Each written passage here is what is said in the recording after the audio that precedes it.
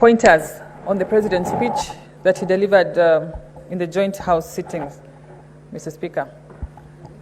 The President noted that the government has learned through the hard way to listen to its citizens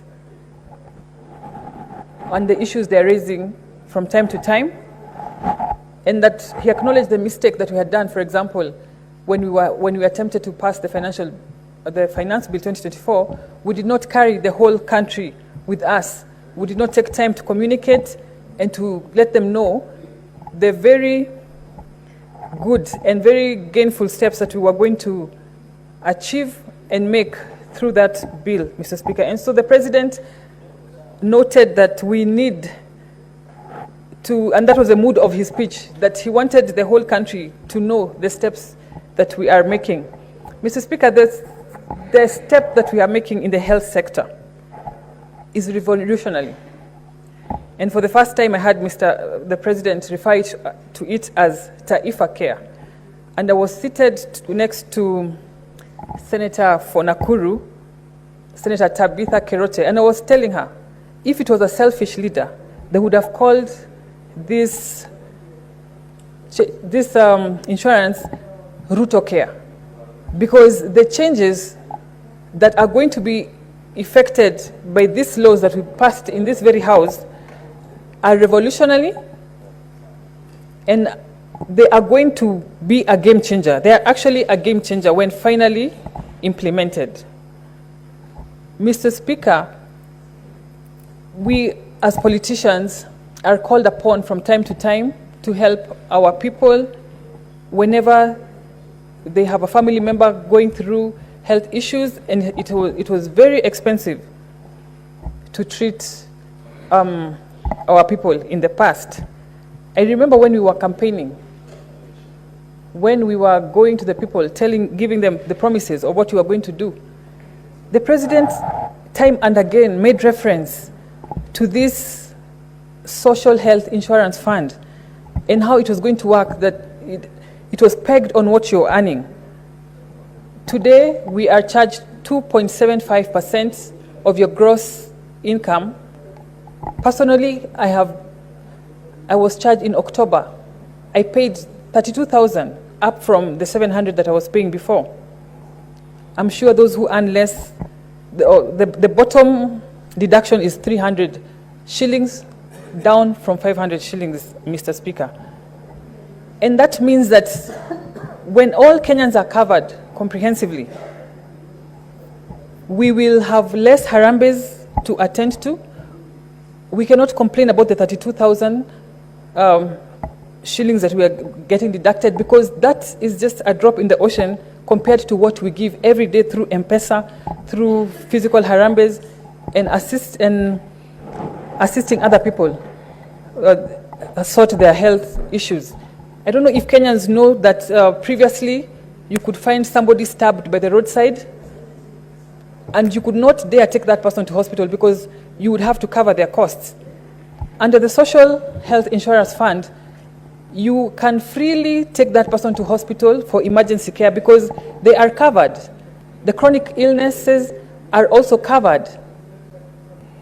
We are now going to improve our facilities so that we do not have to travel out of the country to get this vital treatment and to do harambes, Mr. Speaker. And for me, if this government doesn't do anything else, if we fully implement the SHA and the SHIF, we will have done enough for our people. We will have done God's work.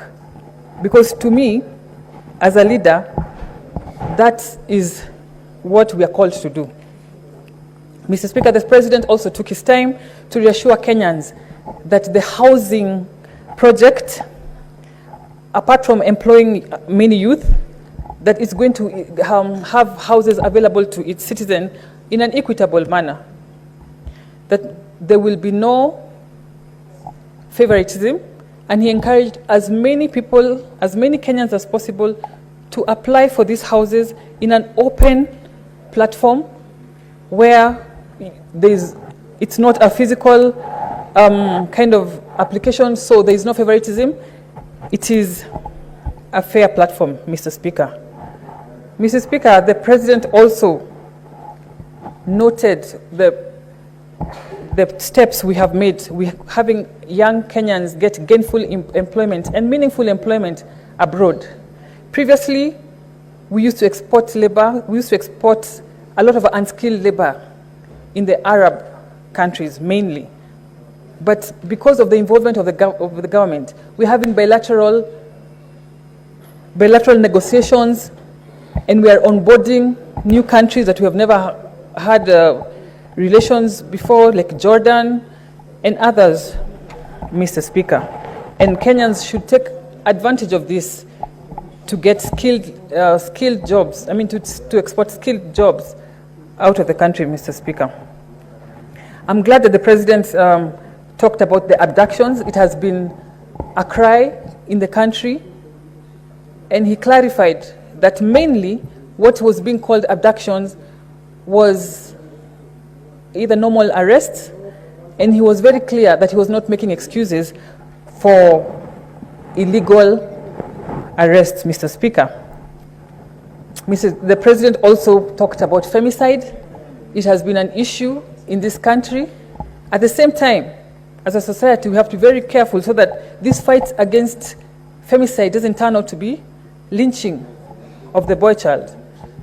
We have to look at it wholesomely. We have to protect our boy child, because I don't think we are raising murderers, but it's a complex issue that needs to be looked at wholesomely, Mr. Speaker. I also noted that the government services have been digitized. 20,800 government services have been digitized by being onboarded on the e-Citizen platform, up from 300 services in 2022, Mr. Speaker. And this has raised revenue very significantly. From the year ending June 2023, where we raised 5.3 billion, to the year ending June 2024, where we raised 7.6 billion, marking a 43% increment, Mr. Speaker.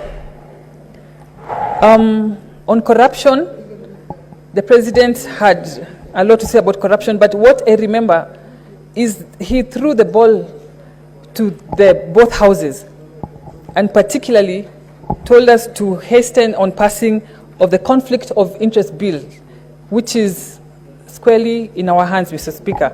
And I hope we will be heeding to that call and passing that bill and going through the contentious and getting the contentious clauses done with, so that we can serve Kenya through that law. I thank you, Mr. Speaker. Senator Sifuna. Thank you, Honorable Speaker. Honorable Speaker, you know my position on the State of the Nation address. I have always held the position that the State of the Nation is the state